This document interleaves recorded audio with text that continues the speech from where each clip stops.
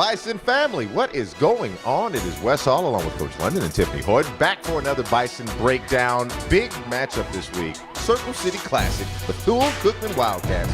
They're ready to take an L. We're ready to take a W, but we got to address something that happened last week. Really didn't happen last week. Game called due to weather, Hurricane Florence. Coach, talk to us a little bit about the implications. First of all, how was the decision process made? And then what are the implications of that game not being on the schedule?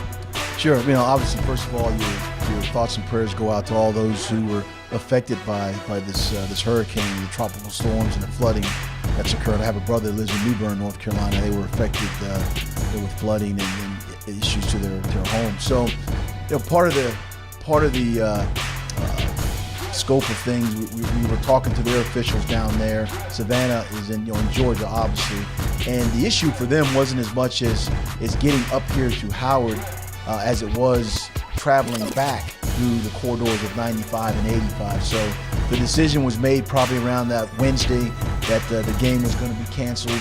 And then we went into the mode of preparing for whatever storms, whatever issues we may have up here in Washington D.C. And then lo and behold, we all saw that we weren't as affected as we originally thought. So we ended up practicing a couple extra days for that. I gave the players Saturday off to kind of rest our bodies a little bit and then get back into the gear of now next. So what? Now what? So now the next game is up, and that's Bethune-Cookman. So it was obviously a lot of people were affected. There were games that were canceled.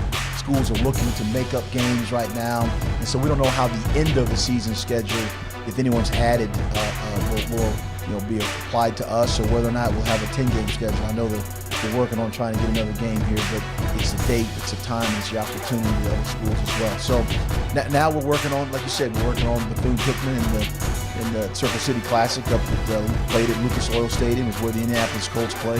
It's an NFL stadium. We're excited about it. We're going to go up on Thursday, do a community service event in the local community there, and then do the Friday festivities and activities, and then play the game on Saturday. So we're looking forward to this because we haven't played competitively, and so it's going to be a while. But at the same time, we're looking forward to playing our first home game. It might be a month before we actually play here, at Green Stadium. So there's a lot of things going on, but we're taking it 1 week at a time. Coach, we spoke about our first home game.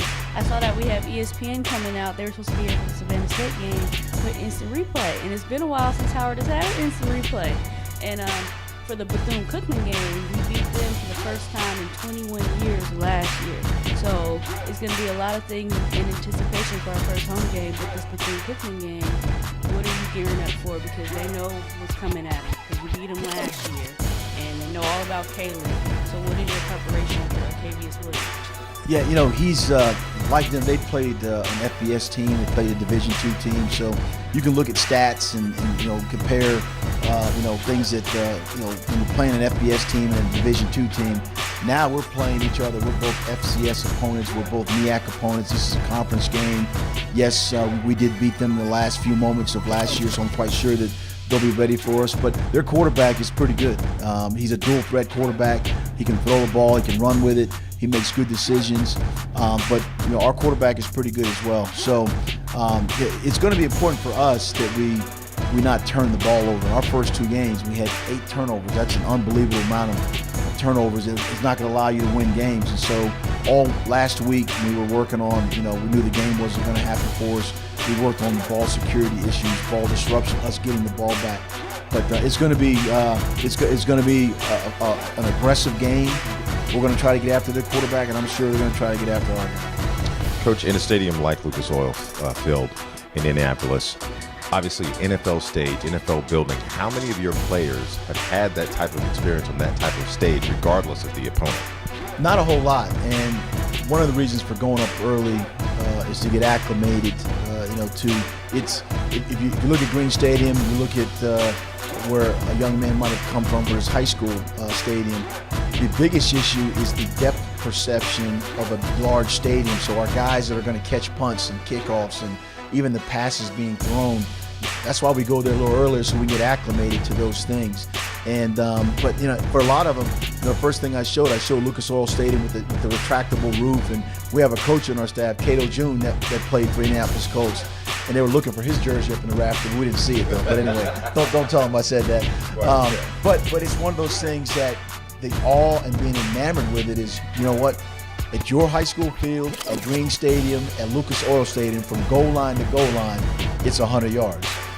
So to get out of that whole, being over, being in awe, and say, you know what, a football game is going to have to play. We're going to have to control the ball. We got to make sure we take care of our quarterback, get after their quarterback. So, we want to get back into the mindset of playing a football game between the white lines for 100 yards. Now, you talked about ball control with those 8 turnovers. What have you been doing within practice to really lock down ball security, whether it's on either side of the ball? Yeah, it's several, ball security drills and techniques, and it's the reward achievement. We, any offensive player that's carrying around the ball, a defensive player is trying to get it out. You might have saw some guys walking around campus with a football taped to their arm. There's so many things that you try to do to emphasize the fact that what happens to the ball is critical, because you have between 12 and maybe 15 possessions a game.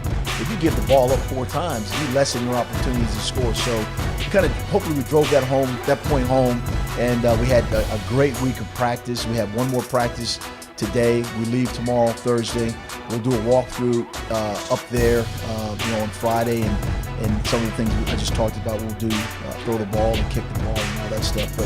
But we're anxious to play. That's the other thing. It'll be 2 weeks, not having anything in terms of competitive wise, but we're ready to play.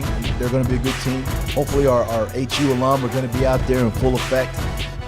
A lot of things are going on there that they have for festivities. I guess the king and queen and the parade and the coronation and the pep rally and all those things. We're excited about that. And Coach Zaman Robinson, he's been great for you guys in the on-field at getting to the quarterback and getting those sacks.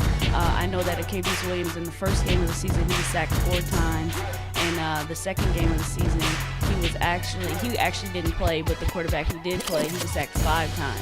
So what's the importance of getting after the quarterback in this game? Well, it's critical. You get to a quarterback, particularly on 3rd downs, it requires him to punt the ball. So 3rd downs are going to be critical for us. Rush lanes are going to be critical for us because he can pull the ball down and go and get a first down with his legs. So we're very well aware of his mobility and the things that he does create with his feet. And so a lot of the things we've worked on are ways to try to contain him, or at least try to have somebody spying on him that might not be involved in a rush, but somebody off the line of scrimmage that's responsible for him as well. So, we're excited about it. Zaman is a true freshman, leads our team in sacks. He's going to be really good before he's done playing here. And those are the kind of players we're trying to attract, are good students, good athletes, good people, and represent this school. Coach, he kind of looks a lot like Eli England and filled that position. Has Eli coached him up, or have you talked to Eli about coaching him up in the game? Now, Eli's trying to get that engineering degree right now, so, but I've seen Eli. He does have similar traits to him, physically, the way they look, Zaman's got a chance to get bigger, faster, stronger, and be really a specimen before he leaves here. So be an educated man, too, as well. So we look forward to him having a great game, and we're going to need it. Well, Coach, we're looking forward to a big game out of the entire Bison offense, defense, special teams as well, because people forget special teams is important. Hello. I'm just trying to let you know, games can be decided. Seriously, people think, special teams, like, all right, kick the ball and see what happens. If you get a premier guy back there, like a Devin Hester type, Deion Sanders type guy, who can swing the momentum of a game. But anyway, that being said, kickoff Saturday, what time? I believe it's at 2 o'clock. We'll be out there on the field early, so show up at 8 o'clock for the tailgating outside of Lucas Oil Stadium in Indianapolis, Circle City Classic for 2018. Howard University Bison against the Bethune-Cookman Wildcats. For Bison Breakdown, from West Hall, Coach London, Ms. Hoyd. We'll see you next time.